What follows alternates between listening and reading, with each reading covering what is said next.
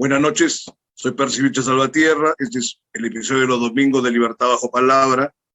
Ya este proceso está llegando prácticamente a sus últimas instancias y vamos a empezar el itinerario de hoy conversando con Gonzalo Alegría, que es un economista con un amplio expertise en la banca internacional y en el mundo académico, y que casualmente es integrante del último equipo técnico de Pedro Castillo, así que va a compartir sus percepciones e impresiones sobre el camino que podría iniciarse este próximo 28 de julio. Bienvenido, Gonzalo. Gracias, Percy, por tu invitación y decirte que soy seguidor de tu programa y de tu persona y que me encanta el hecho de que, pese a que das opinión política y eso en el Perú desgasta mucho, eres un intelectual de valía, un creador de valía y te gusta la literatura, con lo cual para mí eso te da muchos puntos a favor. Así Muy amable. Bueno, casualmente partiendo que hemos compartido muchas veces opiniones, ¿no?, contrapuestas en algunos sitios, pero el país está tan polarizado y dividido que, se quiera o no, se debe buscar una concertación. En todo caso, Castillo ha ido pasando de un equipo a otro, pero el último equipo en el cual tú formas parte, digamos que es un equipo más estable, con Pedro Franque, ¿no?, con Campodónico, con otras personalidades que inclusive algunos estamentos del mundo privado ha señalado como prácticamente como garantes de una cierta estabilidad, que es el primer temor de todos los que no compartían el tipo de orientación de Perú Libre. ¿Qué tienes que decir al respecto sobre eso para iniciar, Gonzalo? Claro, es que la verdad es que el comienzo de la candidatura de Castillo es un poco, por decirlo así, accidentado, porque él empieza pues deprisa y corriendo a ser candidato de Perú Libre y no les da tiempo a hacer un programa de gobierno, esta es la verdad. Y como todo el mundo sabe y a estas alturas, ellos tenían un ideario político del Partido Perú Libre, en donde salía pues obviamente Cerrón, que es el presidente del partido, en vez de Castillo, salía presentando el ideario. Y grave asunto, ese ideario se hizo en febrero del 2020 y la pandemia empezó el 15 de marzo del 2020. Entonces lo lógico es que como ellos tuvieron hasta noviembre de 2020, hay que reconocerlo, para inscribir el programa de gobierno, y bueno, por causas de fuerza mayor de ellos no lo hicieron, pues cogieron el ideario como si fuera plan de gobierno. Y claro, después el propio candidato cuando llega a segunda vuelta dice, no, pero el ideario no es mi plan de gobierno, yo voy a sacar mi propio plan de gobierno. Y saca uno a cortísimo plazo, que es el de los 100 días, que se llamó pues Perú Bicentenario sin corrupción, y después saca uno a medio y largo plazo, que es en el que trabajé yo y está en el Colegio de Economistas de Lima, en donde ya está un poquito más estructurado, porque obviamente es mucho más reto hablar de más de 2 años de horizonte en adelante, ¿no? ¿Qué es la verdad? Que claro, ya el segundo, que no lo conoció nadie, con las justas conocieron un poco del plan cortísimo plazo de los 100 días, en donde se toman medidas de urgencia para la pandemia y demás, porque ya entró en el debate con el de los 100 días, ¿no? El debate presidencial y el debate de equipos técnicos, ¿no? Y finalmente, pues, qué decirte, que yo creo que la cosa está echada, más o menos la suerte está echada. ¿Por qué? Porque todos estos recursos desesperados que está presentando, que son recursos políticos, no son recursos legales. Fíjate que incluso todo este enorme ejército de abogados no ha presentado realmente un escrito de anulación de las elecciones, por ejemplo. Porque has visto que hablando de cambios, pues Keiko Fujimori también ha cometido muchos cambios. Por ejemplo, y muchos errores, sí, sin duda alguna. Muchos errores de campaña que me da pena por ella, también te lo digo así de franco. ¿Por qué? Porque habiendo tenido todo a favor, los medios de comunicación, casi toda la clase política se alineó con ella, por el fantasma del terrorismo y el terruqueo y todo este tema del comunismo, pues al final ella, teniéndolo todo, empieza a cometer una serie de errores inexplicables que no hay que achacárselos a la candidata, porque tú tienes un equipo. Claro, es igual que cuando me dices, pero Pedro Castillo, ¿cómo pudo decir tal cosa? Pudo decir tal otra. Cuidado, que a veces los técnicos, los que asesoramos al político, nos encontramos que tú le haces, como fue mi caso con Pari, le haces su su comprimido de lo que tiene que decir y después él se limpia, sabe Dios qué cosas con el comprimido y sale todo poético a decirte lo que piensa hacer y al final no te ha dicho nada.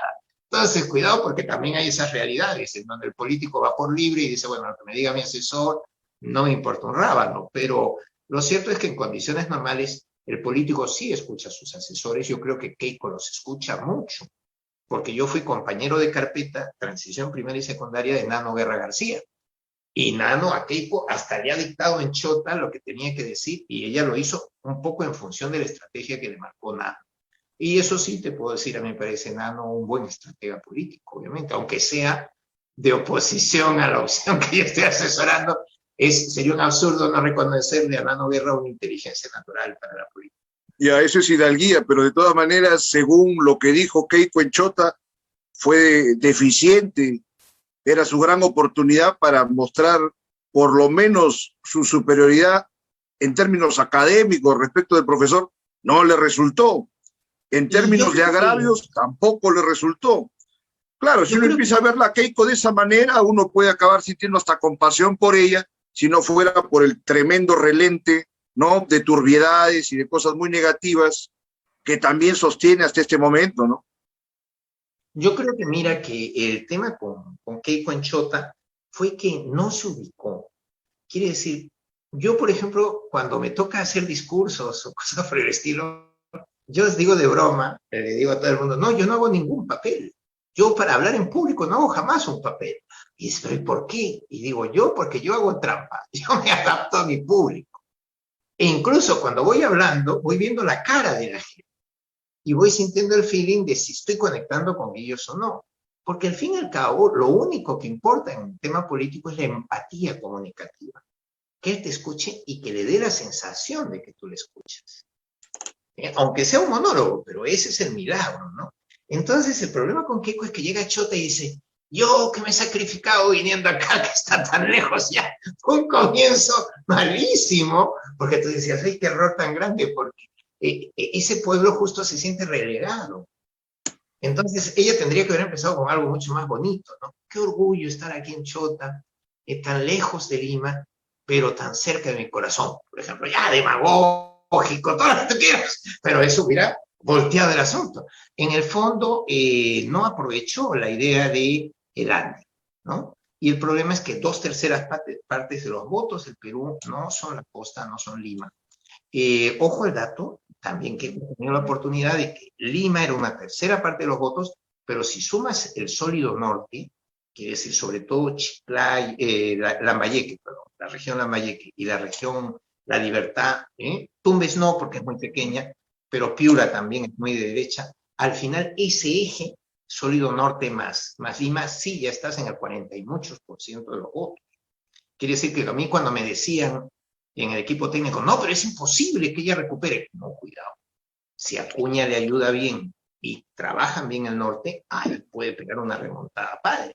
Eso por temas... Siempre gana en el norte. Todos los últimos años ha ganado en el norte y por márgenes bien amplios. Esta vez algo que llamó la atención es que le falló mucho Ancash.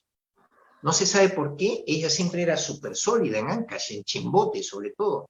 Y esta vez no le resultó mucho Ancash. Y después no ha sido tan arrasadora como otras veces. Quiere decir, sí ha sacado bastante voto Pedro Castillo, incluso en el sólido norte, a comparación de lo que debería haber sido el triunfo de Keiko, ¿no? Solo decirte un pequeño detalle. Yo estoy muy incomodado con la idea de que el lunes el juez le pueda mandar a la cárcel a Keiko. Quiere decir, mañana. ¿Y por qué? Mira, número uno, Keiko ha sido un poco suicida, porque cuando van y le dice el fiscal, oiga, me acabo de dar cuenta que usted ha salido en una conferencia de prensa con Miki Torres, y es un testigo al que usted no podía ver según orden judicial. Ella va ahí con Miki Torres y ella, yo no sé qué clase de abogado tiene, y para cuando la abogada estaba al lado, te dicen, aquí están las pruebas de que nosotros ya llevamos 3 meses viéndonos todos los días en la escuelita naranja. Claro, la escuelita naranja es un fenómeno interno, no es público. Entonces el fiscal puede conocerlo como puede desconocerlo, puede que no lo sepa. Pero le dice, ¿cómo? Esto es una manipulación política porque usted tenía que saber que yo llevo desobedeciendo al juez sistemáticamente los últimos 3 meses. Quiere decir, el argumento es judicialmente suicida, porque es como decir, no solo he desobedecido ahora, ojo, he desobedecido desde hace 3 meses. Entonces, claro, tú dices, a ver, ¿qué pasa si el juez el día lunes la manda de nuevo a preventiva? Porque ha roto la norma de su libertad. La medida de hace una comparecencia, mártir, hace una mártir. Para los que somos de la campaña de Pedro Castillo, no nos interesa que ella aparezca como una víctima del sistema o una mártir. Para nada. Quiere decir, en el fondo, no nos interesa que la mande a la cárcel. A mí me decían, ¿y qué pasa si Keiko se escapa? Ojalá. Decía yo, Dios quiera que sí. Porque imagínate que ella se va. O si pide el asilo.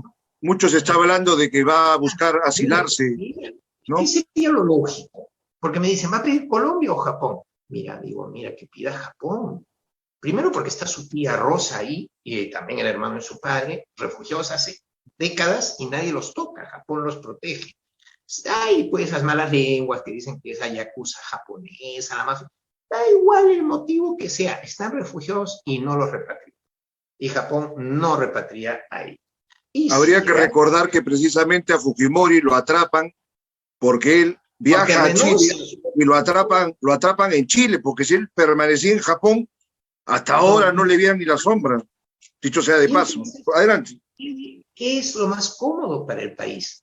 Martirizar a una madre, separarla de sus hijas, separarlo todo, por cuidado, ¿eh? Un tema que es este delito del pitufeo, que no encaja perfectamente, fíjate, te lo digo con toda la honestidad intelectual del caso, seguro mañana hasta me regañan cuando lo vean, si es que lo ven en Perú Libre, pero es que no encaja con un lavado activo. Quiere decir, si llega a haber un juicio, ¿cómo le amortizas los periodos que están en prisión preventiva si no encaja? Cuando tú haces juicios, tú me haces una acusación. Por ejemplo, me dice, usted es violador. ¿Y dónde está la chica que violé? No, bueno, ya se ha ido, no está en el país. ¿Y dónde está, yo qué sé, los rastros de semen, las pruebas objetivas? No hay. Pero hay 2 testigos que dicen que usted es violador. Bueno, pues es tu palabra contra la Pero mía. Gonzalo, Entonces, eso que no dices... me puedes acusar. Ahora fíjate. Es curioso. Con lavado de activos. Resulta que a Keiko Fujimori le dicen, usted está inmiscuida en un delito de lavado de activos. No es verdad. Técnicamente no. Porque técnicamente el lavado de activos consiste en que tú tienes que saber y tener pruebas de que el dinero que te están dando es mal habido, que viene del tráfico de armas, el trata de blancas, que viene de una serie de factores, o la droga, y tú sabiéndolo, colaboras a meterlo en el sistema bancario. Eso es el lavado de activos. Y además, lo interesante del lavado de activos es que está de moda, a todo el mundo lo acusan de lavado de activos. A todo el mundo. Que si Toledo, que si PPK, todo el mundo ha hecho lavado de activos. ¿Pero por qué? Porque para la fiscalía es lo más fácil. Porque te acusa de un desbalance patrimonial y eres tú el que tiene que justificar que no eres culpable. Quiere decir, es el único caso en donde vamos contra el derecho romano. En el derecho romano dicen, todos son inocentes, salvo que se demuestre lo contrario, pero no eres tú el que vas a demostrar que la carga de la prueba va por cuenta de quien acusa, claro, más técnicamente. En el lavado de activos, no. Basta con que te diga, usted tiene un desequilibrio patrimonial, pero fíjate lo interesante que no tiene patrimonio personal. Vive del aire, vive en casas de sus tíos, dice que vive del 10% de lo que le dan sus congresistas. Seguramente no, pero el hecho es que no puede probarlo. Entonces, si no tiene patrimonio, ¿cómo puedes mostrar el desbalance patrimonial? Usted es enriquecido y no se corresponde con sus ingresos. ¿Qué ingresos? Si no tiene ni trabajo reconocido. Entonces, al final, tú dices, ¿por dónde va a salir esto de lavado de activos? Yo creo que no. En condiciones normales y en un sistema judicial normal, a esta chica le puedes acusar de 1000 cosas, pongamos. Financiación ilegal de partido político. ¿Por qué? Porque la norma de la ley de partidos políticos dice que el máximo de donativo es 200.000 soles, sea empresa o sea particular, y número 2, no puede financiarte una empresa extranjera, ¿no? Y todo esto lo tienes que declarar. Y como solamente Odebrecht le daba maletines de millones de dólares o de $500.000 y toda la historia de los tuppers, pues ya está, es una financiación ilegal de partido político. Pero en ese caso, ¿qué corresponde? Declararlos como si fueran una banda de fascinerosos, que también lo ha hecho el fiscal, cerrarles el partido, quitarles la licencia, pero aquí no la toca a nadie. Entonces yo no sé, al final, si esto del pitufeo igual lavado de activos, bueno, es que para que sea lavado de activos, ella tiene que ser consciente de que el origen del dinero era un ilícito o, en su defecto, aplicar el dinero a un ilícito después de haberlo blanqueado. Entonces, por ejemplo, en el caso de Toledo está gravísimo, porque Toledo sabía que el dinero era mal habido, lo intentó blanquear, llevándolo primero por Costa Rica, después a Panamá, etcétera, etcétera, para después traerlo a Perú. Fantaseó un montón sobre el origen del dinero, hasta era una indemnización de su suegra por Auschwitz, ¿no? De todos, si mete el hombre. Y al final, para colmo, el cómplice te vende y te dice, no, yo lo ayudé de esta forma, de esta forma, y ya te muestran hasta las transferencias bancarias, todo. Entonces, en el caso de Toledo, tú dices, pero podría decir que el dinero no era consciente del origen ilícito, ya, pero sirvió para hacer un ilícito. ¿Cuál es el ilícito? Que yo te cambio el precio de la carretera de 800 millones de dólares a 1.560 millones de dólares a cambio de esos 30 millones de dólares. Se acabó, eso es lavado. Pero en el caso de Keiko, por ejemplo, esto no es así. Entonces, como ¿no te parece peligroso, Gonzalo, que hagamos estas especulaciones en tanto las autoridades competentes todavía no resuelvan? Que, por ejemplo, si lo viéramos en una audiencia o en el juicio, que se expongan todas esas cosas. Yo peco de honesto. Quiere decir, sí, yo no soy fujimorista. Tú sabes que yo no soy fujimorista. Por lo menos has comprobado que no eres enemigo de Keiko. No, porque todo el mundo, los peruliebristas son enemigos. No eres enemigo de Keiko, pero es complicado también el tema. Es muy importante. Y yo, mi padrino de bautizo fue el presidente Belaúnde. Y me acuerdo una de las cosas muy bonitas que me dijo Belaúnde, una de las tantas veces que lo fui a visitar a mi padrino era, y ya no era presidente, ¿ya? Cuando lo iba a visitar, era el gobernante gobierna con la ley, para los amigos y para los enemigos. Y yo creo que esa caballerosidad, esa dignidad se ha perdido. Y tú sabes que acá es al revés, ¿no? Entonces usan la ley. Para los enemigos es la ley, ¿no dice el famoso dicho? Esa frase criolla. Claro, sí, para mis amigos, pero para mis enemigos la ley. La ley. Y es lo que se ha generalizado, ¿no? Terriblemente. Y por eso el país está enfermo. Quiere decir, no, señores, a ver, nos ponemos de acuerdo en unas normas, hay que cumplirlas. Y entonces, en el caso del juicio de Keiko, seguramente le podrás acusar de otras cosas, pero de lavado de activos no. Entonces, hay puntos que son fofos en la acusación general en contra de ella, que inclusive también lo fueron en contra de su padre en su momento, digamos, ya para ahondar un poco en la historia. Porque bueno, también se puede decir, Fujimori ha sido un ladrón, ¿no es cierto?, un corrupto. No, pero cuidado, ha cometido lo de asesino, pero hubo toda una controversia, ¿te acuerdas?, por el tema de la autoría mediata. Pero ya ese es un tema técnico, claro, ¿no?, embrolloso. No, mira, lo de la autoría mediata es de sentido común. No, pero hubo esa controversia jurídica, técnica.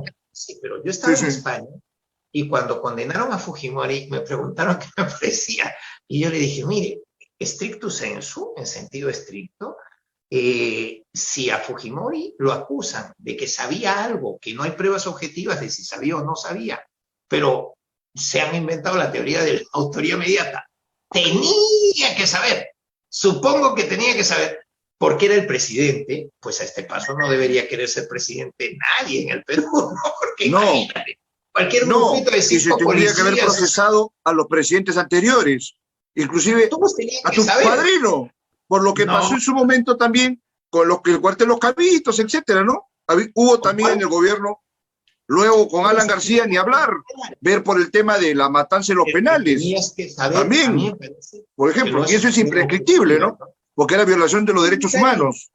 Un detalle importante, yo fui banquero internacional y trabajé de subdirector general del Banco Atlántico en Madrid y también de Marketing Manager de la Pan European Division de Lloyds TSB, el cuarto banco de Inglaterra en Londres. Y entonces, de ahí ya me vine a Perú. Y entonces, claro, a mí cuando me tocó ver estos temas de Perú en España, yo decía, bueno, no tenemos riesgos, no tenemos inversiones ni nada. Banco Atlántico no tenía relación con España, teníamos Marruecos, Panamá, muchos países, pero Perú no. Entonces yo decía, bueno, pues técnicamente no me debería preocupar. Ahora, como patriota, te digo, aquí hay un problema.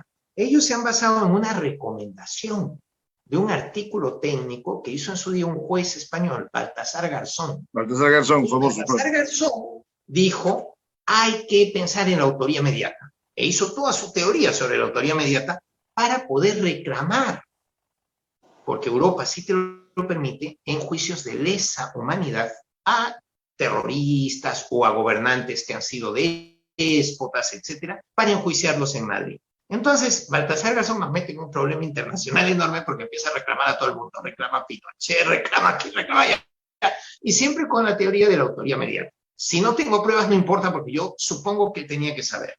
Y entonces le abren un proceso, y esto la gente del Perú no está al tanto, en la Corte de Derechos Humanos en Europa.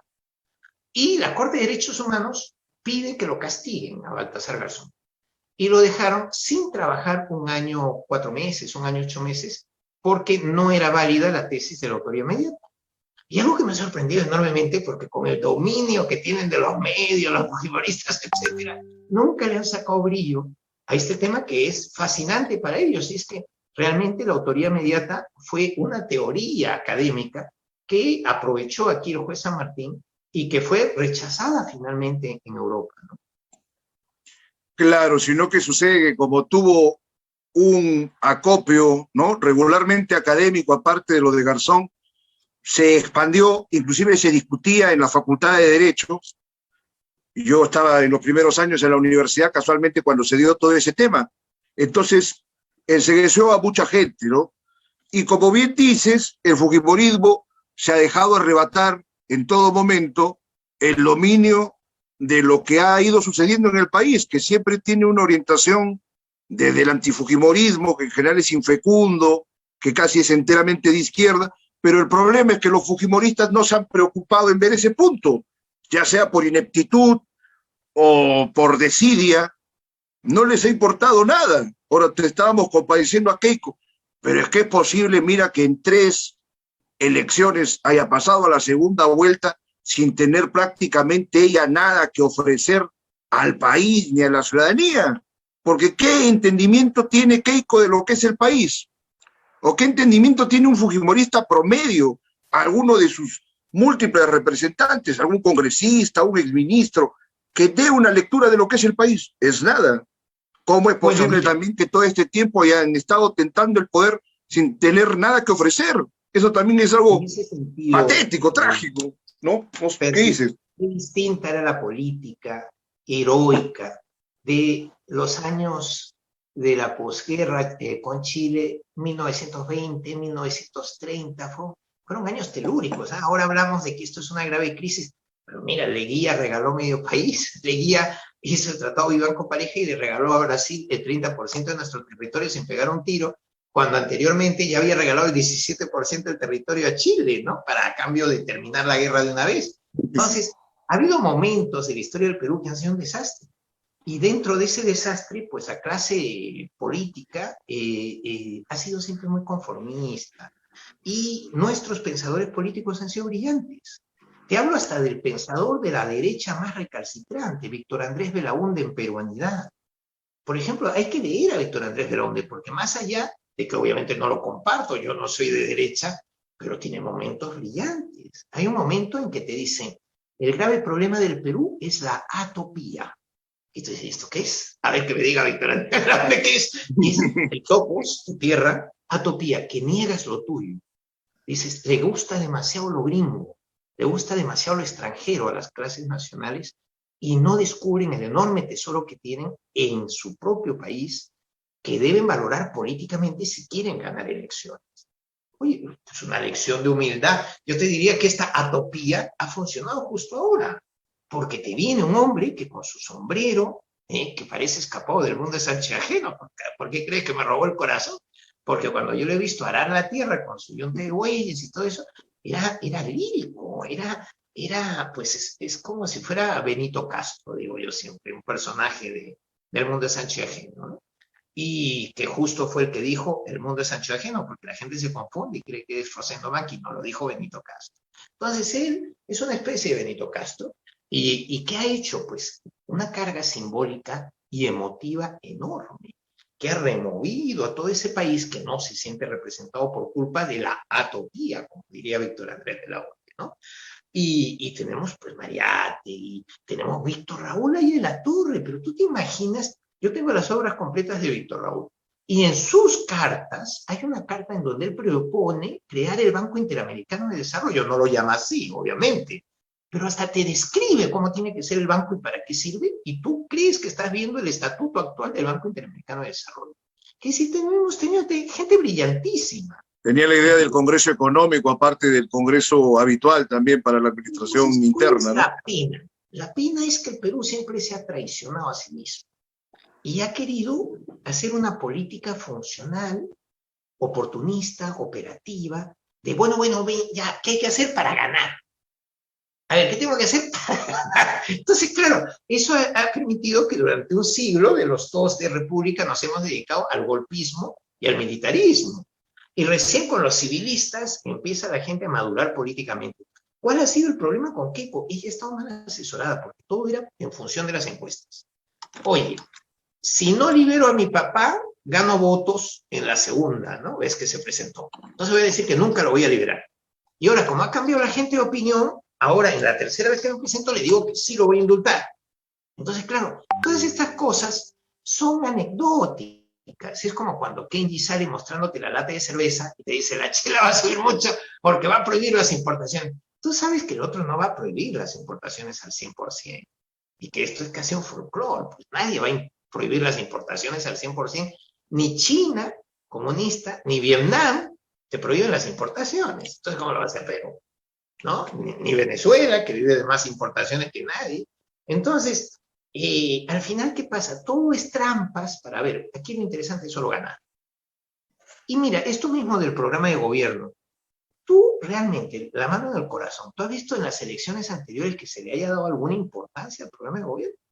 Nunca Para le dan nada. importancia a Lo nada. que pasa es que leyeron el ideario, y como el ideario decía, soy marxista, leninista, mariateísta, digo, ya está, ¿no? Y mira la cantidad de errores que tiene este ideario, pues hay que centrarnos en el programa de gobierno, lógico, porque era una estrategia para ganar. Pero definitivamente, pues, no es la idea es... Gonzalo, pero por si acaso la mitad del país se ha partido en oposición a ese esquema, porque no se pensaba que la derecha iba a tener una corporeidad como la que se ha expuesto en los últimos días y en todos los niveles y en las redes. Por ejemplo, Castillo Vivo. Muy bien, tú dices que empieza de una manera, que se va a ir evolucionando, pero mira tú el margen tan grande de ventaja que tenía sobre Keiko la semana siguiente al 11 de abril. Eso debió, digamos, incrementarse o permanecer hasta ahora último, si por ejemplo hubiera establecido, ¿no?, con más rigor su equipo técnico desde ese primer momento, con la solvencia de que no iba a variar. Lo ha hecho un poco a destiempo. Si hubiéramos sido un equipo técnico moderado, por ejemplo, que te pedían, ¿no?, y te insistían con planes de gobierno buenos, no hubiera servido de mucho, porque había una guerra mediática. Y esa guerra mediática lo que quería e insistía, por ejemplo, sacamos el plan de los 100 días. No, y sigue hasta ahora. Ya, y sigue hasta ahora con las actas. La guerra continúa más light, pero continúa, ¿no? Ahora con el tema del conteo de votos. Y ahí sí quiero dejarle claro a la gente, mira, así como yo defiendo que cuando un juicio es injusto, pues es injusto y no me parece bien, esto obviamente criterios personales, ¿sabes? Yo soy economista y sociólogo. Y en sociología, en las optativas, porque dice la carrera en Europa, pues elegía mucho derecho. Y he hecho teoría de Estado, derecho, por ejemplo, excepto los procesales, los penales, que no me gustaban nada, o el derecho romano, que no lo elegí para nada, pero algo de derecho sí, tanto es así que después de vicio me hice 2 diplomados en el Colegio de Abogados de Lima, al llegar aquí, uno sobre reforma del Estado y otro sobre derecho administrativo, porque yo pensaba, bueno, si quieres gobernar tienes que tener una idea de ley. Sí, muy bien. Quiere decir, hay gente que es muy osada y dice, yo soy solo economista, que me asesore un abogado, pero si no tienes ni puñetera idea y el abogado se equivoca, mueres.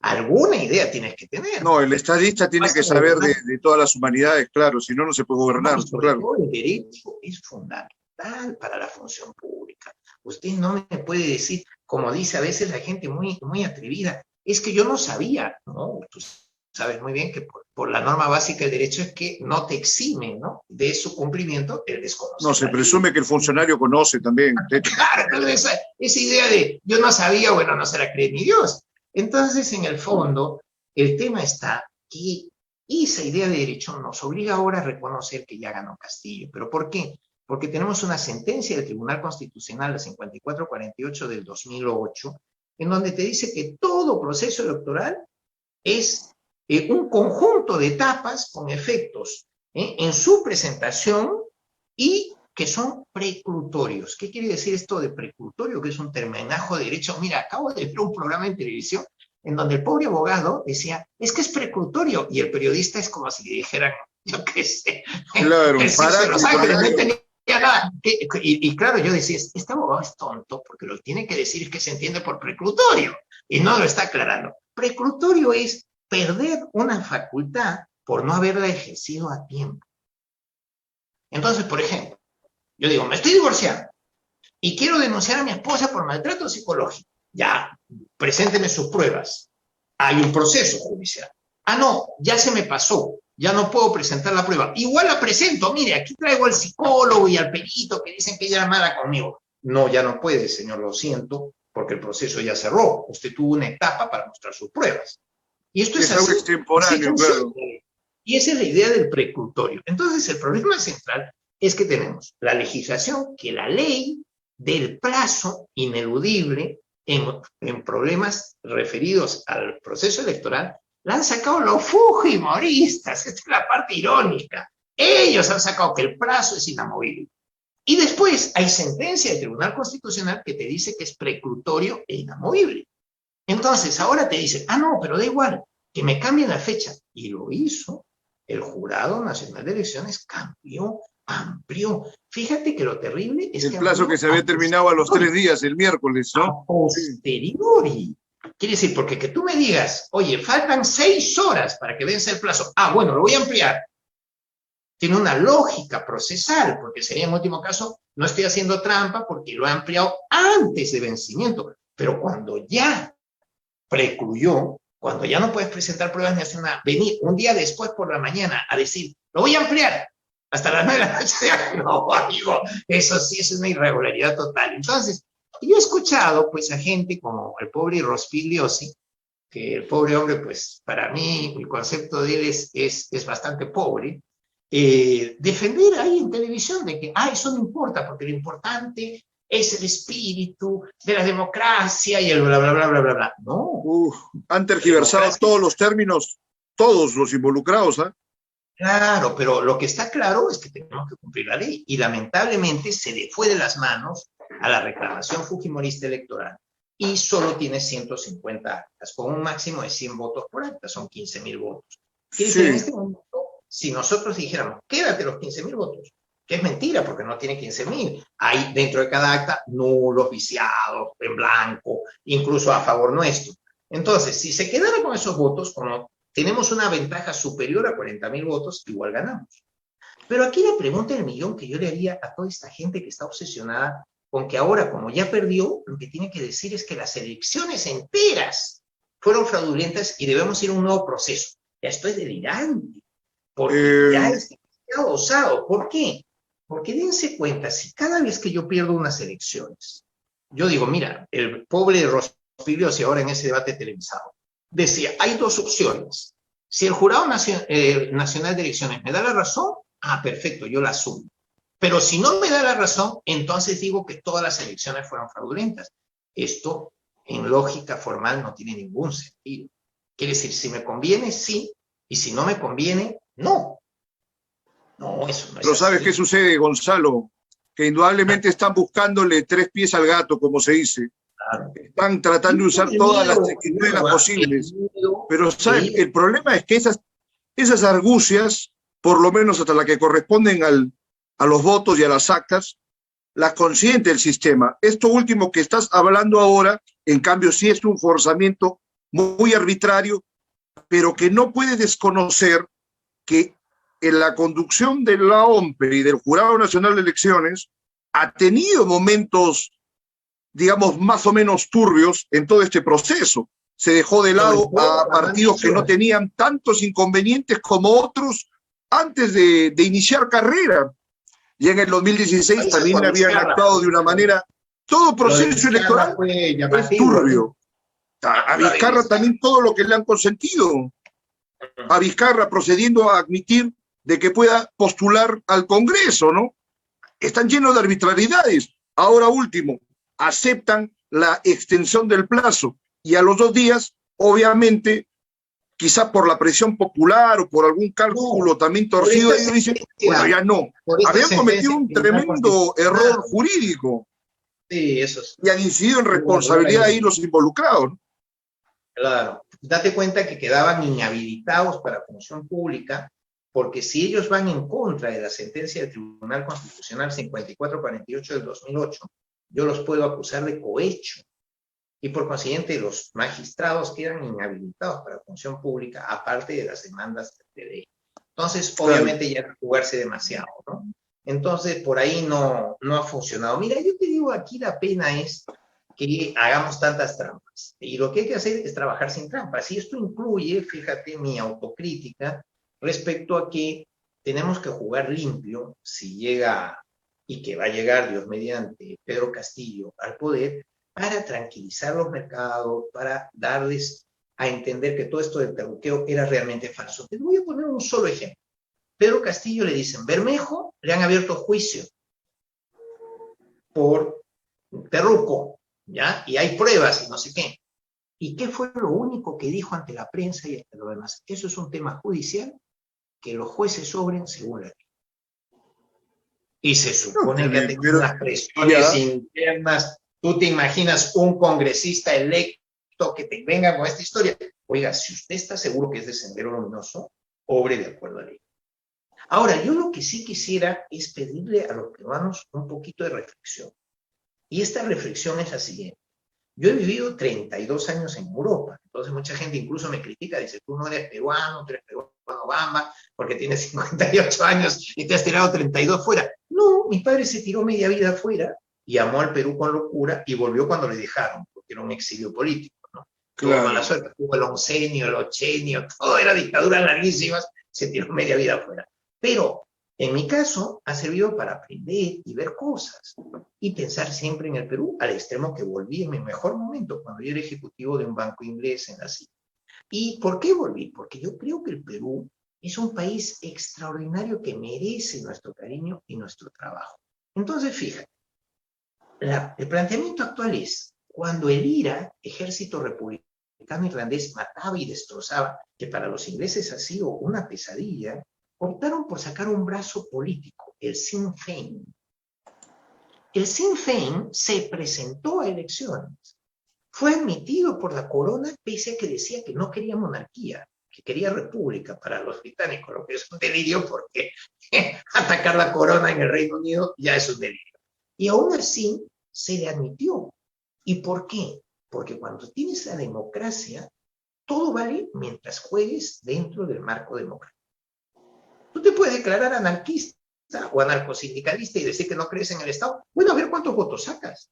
Entonces, eso mismo nos pasó en España con ETA, Euskarita Askatasuna, que es el partido terrorista vasco. Cuando pedía la independencia del País Vasco era una masacre. Y entonces, ¿qué apareció? Herri Batasuna. Herri Batasuna es el brazo político de ETA. Bueno, cada vez que Herri Batasuna se presentaba a las elecciones, cerraban ETA. Decían, no vamos a seguir matando. Y nos hacían trampa, porque después, como no ganaban ni nada, volvían a abrir ETA. De forma que ETA ha tenido 8 asambleas. Claro, pero se desgastaron, porque al final tú decías, bueno, tú no eres serio. Porque cuando pierdes en la democracia y ves que no te quieren tu independencia ni nada, vuelves a las armas. Y en la octava asamblea, ETA desapareció. Entonces, Gonzalo, muy bien ese. A ver, termínalo por favor para poder pero él es Movadef. Movadef es el brazo político de Sendero Luminoso. Si lo satanizamos mucho, si decimos, que tú eres Sendero, porque eres Movadef. No, cuidado. Movadef es el intento de llegar a hacer la política que querían los terrucos, pero sin matar a nadie.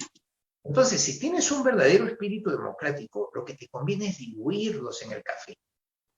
Como cuando pones... Claro, pero puede señalar los contenidos de su ideología. Es que, ¿sabes qué pasa? Ha sido muy perfecto, digamos, tu enfoque respecto del extranjero. Pero acá en el Perú hay un delito de apología del terrorismo. Cuidado. Ya, pero te comento, pero acá... Cuando tú tienes un brazo político, Sí, no pero... decir el terrorismo estuvo bien. Lo del brazo político, Gonzalo, lo dejamos ya, perfecto. Tienen su derecho a participar en el escenario público. Tienen derechos constitucionales a manifestarse en política. Eso no está en discusión. Sino que aquí en el país nunca se ha terminado de diferenciar plenamente hasta dónde llega la izquierda revolucionaria y en qué punto la izquierda revolucionaria pasa a ser terrorista. Por ejemplo, tú hablabas hace rato de los libros de tu padre. En algún momento, cuando él ha militado en el APRA era visto como un partido terrorista. Y tuvieron, pero también terroristas. En el 45 fueron procesados por terrorismo el mismo Villanueva del Campo. El APRA estuvo ilegal 17 años y murieron 16.000 apristas, esos 17 años. Sí, pero fueron procesados. Aya de la Torre dijo, esto es un genocidio, me voy a derechizar un poquito, porque es así como fue, y voy a llegar a pactar con la Unión Nacional Obrerista y todo, para que no nos masacren más. Mira, a mí cuando leo a mi padre... Sí, pero no pierdas de vista, Gonzalo, antes de que sigas. O sea, en el 45 fueron procesados por terroristas. En el 65, los guerrilleros del MIR, ¿no es cierto?, que provenían del APRA, el APRA rebelde, de la Puente y todo lo demás, fueron procesados como terroristas el año 65, inclusive por cuenta de los propios congresistas apristas, que el mismo Villanueva del Campo, que había sido procesado 20 años antes por terrorismo, en el 65, ¿no?, 20 años después, criticaba e imputaba acciones terroristas a los guerrilleros miristas. Y luego, los diversos partidos que han enarbolado la idea de la revolución o de la lucha armada, cuando aparece Sendero, entre que se asustaron y no lo siguieron, y luego nunca más se polemizó, y hasta la fecha nadie se atreve a hablar claramente acerca de todos estos temas, sobre todo en el medio intelectual, el que menos tiene miedo que lo derroquen. ¿No? Yo creo que lo importante ahora, fíjate, y justo porque sube la izquierda, es que ellos acaben con esta historia. Esto sería buenísimo. Mira, lo que hay en este momento, y todo el mundo lo reconoce, es narcoterrorismo. Ya de ideología no queda nada.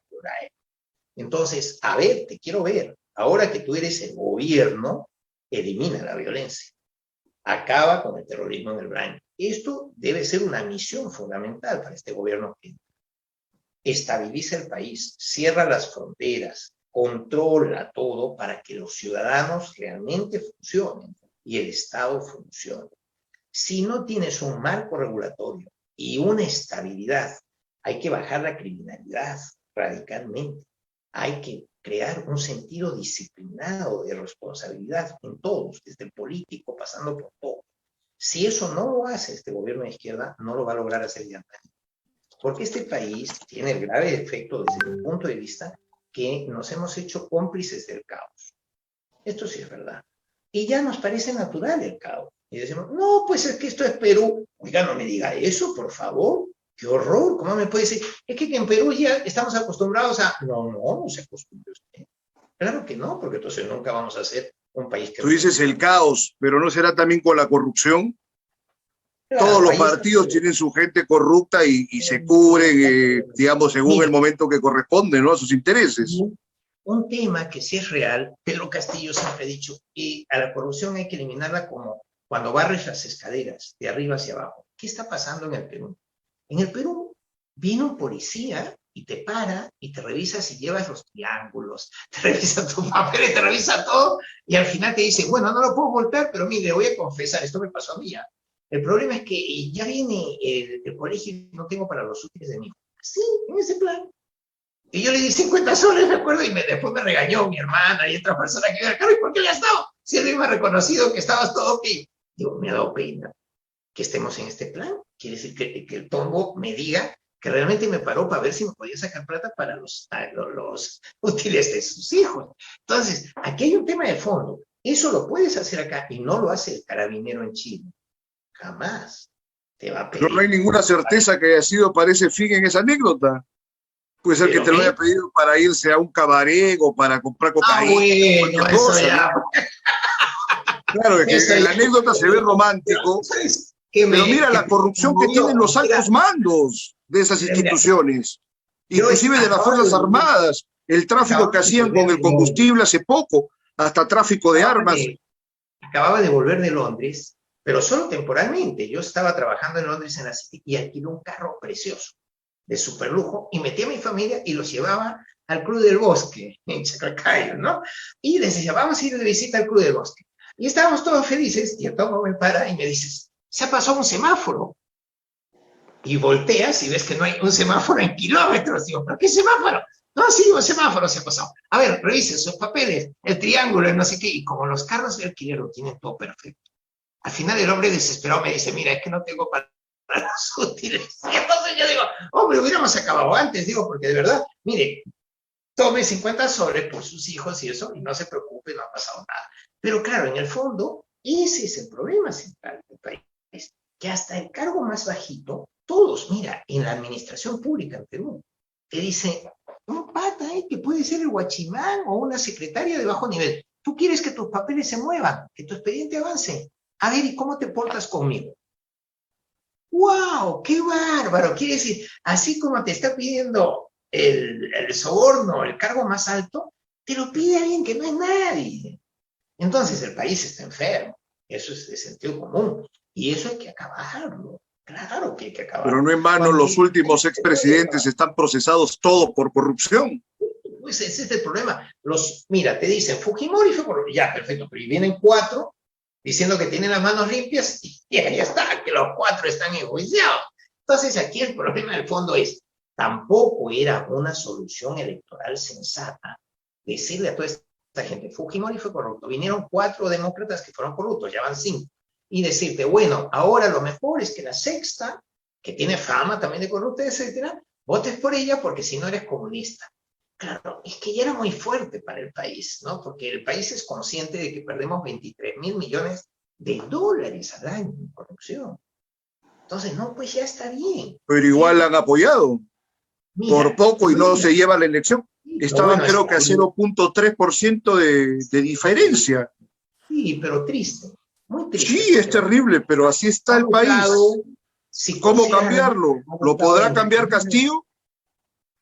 Tú apuestas a que sí lo cambia Castillo.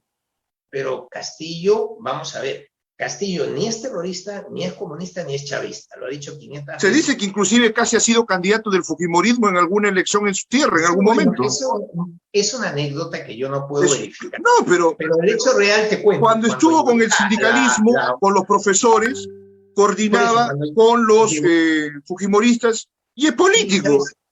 Con este no habría mayor problema. Este de Chiclayo que tenía tan mala fama, ¿cómo se llamaba este hombre? Era un congresista de Chiclayo que después se ganó mucha animadversión y mucha mala fama. Entonces, con este hombre, él fue invitado al Congreso para decirle que le iban a dar el respaldo a la huelga. Y ahí le ofrecieron salameros de que podía ser candidato en el futuro, etc. Y él no aceptó en ese momento nada porque estaba pendiente de que salga su huelga y al final no le apoyó el fujimorismo. Y la huelga no terminó tan bien como él hubiera querido. Aquí hay otro tema también interesante. Ser huelguista en el Perú o ser sindicalista está muy mal visto. Y en general los 2 sindicatos mayoritarios del Perú, que son CTP, CGTP, y que por cierto uno es aprista, el otro sí. La CTP es aprista y la otra, el CGTP es comunista, claro. Entonces, están muy mal considerados a la fecha. Y yo creo que para el diálogo social es súper útil tener sindicatos.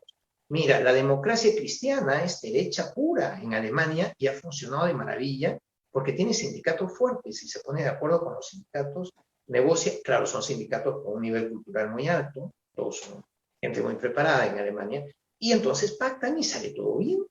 Y te estoy hablando de Angela Merkel, que ha sido derecha pura, y le llamaban hasta los socialistas o socialdemócratas, le llamaban mamá Merkel. Y ahora cuando se ha retirado la gente lloraba porque dice... Pero mira, Gonzalo, qué bueno que hablaste de Alemania porque me gusta mucho contraponer el esquema de la evolución de la izquierda alemana a la izquierda latinoamericana que en general, en vez de evolucionar, pareciera estar en un permanente proceso involucionario, ¿no? O sea, la izquierda o la socialdemocracia alemana, tan temprano como los años 60, da una completa apertura al libre mercado. Y se preocupan inclusive programáticamente con tratar de evitar medidas de gobierno que sean inflacionarias.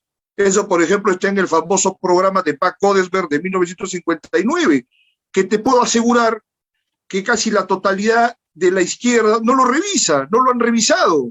Hay gente que está más empecinada en ser fiel a los postulados de Karl Marx que en ver las realizaciones, las variaciones y las evoluciones que han tenido partidos políticos realmente efectivos en sus países. Mire ese nivel de atraso tan grande, y que inclusive te podría decir que es el nivel de atraso que tuvo el plan o el ideario original de Cerrón, ¿no? Que se espera que se puedan hacer variaciones con el equipo técnico, por ejemplo, que tú estás integrando, y que en su momento se ofrecieron muchas ideas para que Castillo tenga una posición al menos más ecuánime que ese programa que a mucha gente le ha puesto los pelos de punta, ¿no? Creo que con algo de razón. Es el ideal, ¿qué piensas? No es el programa. Sí, pero es lo que se había promovido y divulgado, ¿no? Claro, pero vamos al tema de, por ejemplo, tú mencionas, ¿no? Para empezar, el socialismo, sorpresa, es anterior al marxismo-leninismo. El socialismo, sí, claro, empieza, el primer autor más o menos reconocido, así socialista, si quitamos a Owen, que es cooperativista, y a veces te dicen que es socialista británico, realmente el primer autor sería pues Saint-Simon, el francés, que era marqués, por cierto. Sí. Tenía unas frases muy bonitas, yo me apunto a ellas. Saint-Simon decía, hay que inventar las 8 horas laborales para que la gente descanse y tenga vida de familia, pero para los intelectuales debería ser 4 horas, porque la mente se cansa rápido y la lucidez baja. Y entonces tu productividad baja. Esto lo decía Saint-Simon hace siglos. Gran autocrítico.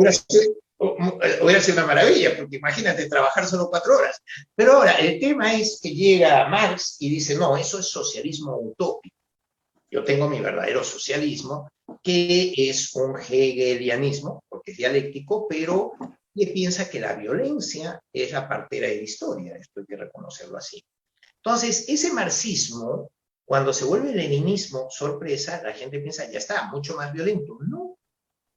Lenin fue muy inteligente, muy práctico, y cuando él se dio cuenta que el cooperativismo agrario, por ejemplo, había arruinado a la Unión Soviética al comienzo, creó la NEP, la New Economic Policy, la nueva política económica, y escribió el famoso libro, pues, un paso atrás, 2 adelante, en donde en ese libro te dice que va a devolver la tierra a los campesinos originales, las explotaciones medianas y pequeñas, para que no haya hambruna en Rusia, y así fue. Y se acabó la hambruna en Rusia. Entonces, Lenin era un poquito más flexible que la idea original. Lenin estaba más preocupado por la toma de poder. Claro, y que funcionara el Estado. Y posteriormente, oh sorpresa, pues te viene gente como Mariátegui. Entonces, ideológicamente, si tú te declaras marxista, leninista, mariáteguista, pues tienes que tener en cuenta que mucha gente en Perú dice, entonces eres maoísta, eres senderista.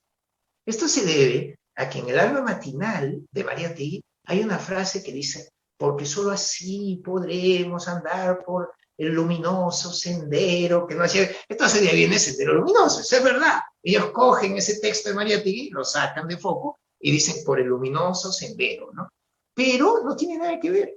Mariátegui era un socialista, ni siquiera era comunista, stricto sensu. Mariátegui no recuerdo que tenga texto sobre el uso del terror, pero Lenin, por ejemplo, sí tiene por ahí un par de apuntes sobre el uso del terror, y me parece que también habría que ser sesgado si uno no admite que todo proceso revolucionario tiene espacio para el ejercicio del terror.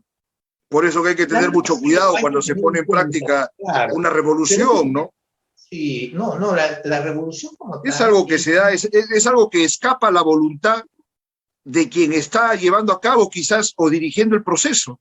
Se da una coyuntura y una circunstancia, por ejemplo, lo que solían hacer los guerrilleros, ¿no? Había unos fulanos que se decía que eran traidores, ¿no es cierto?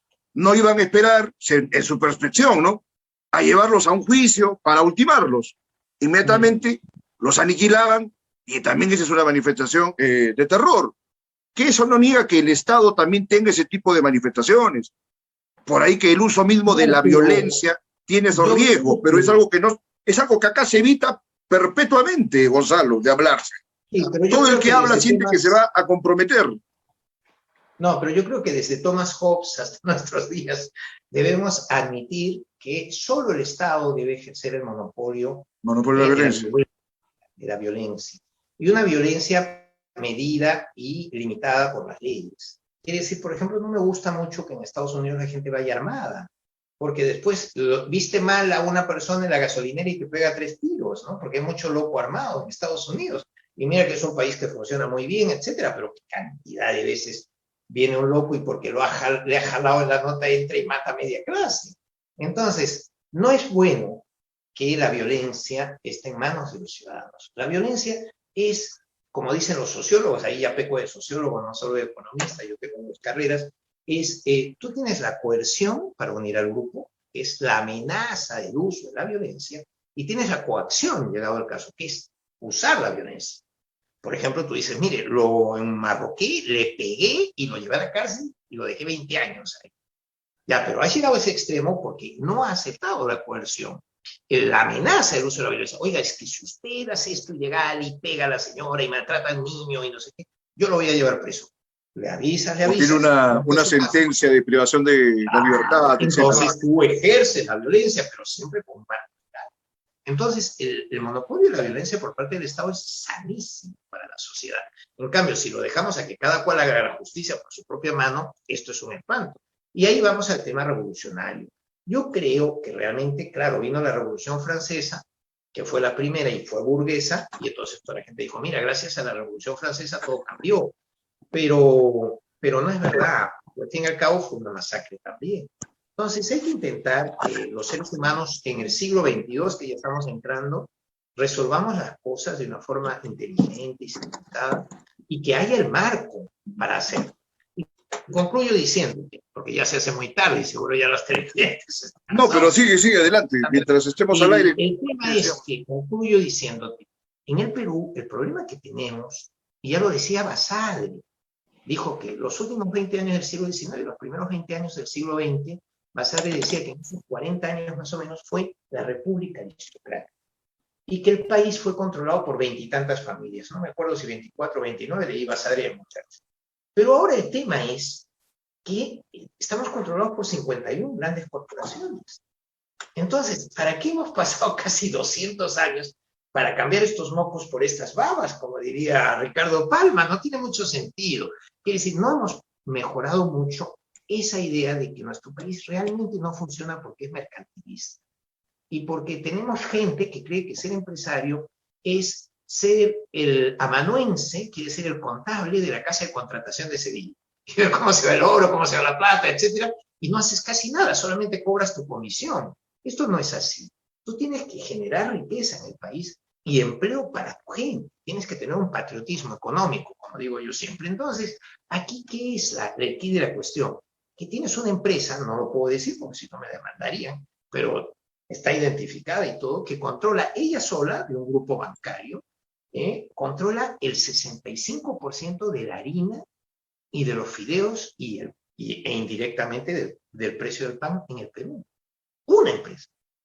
Tú tienes una empresa que controla el 67% del precio del huevo, el pollo y el pavo en el Perú. Y si sumas 8 empresas, te quedas con que todo el mercado ya está ocupado en el Perú, de avícola, que es el pollo, pavo, huevo. Entonces, claro, eso es malo para el país. Porque, por ejemplo, ahora me dicen, el pollo está a 9 soles por culpa del dólar y por culpa de Castillo y todo.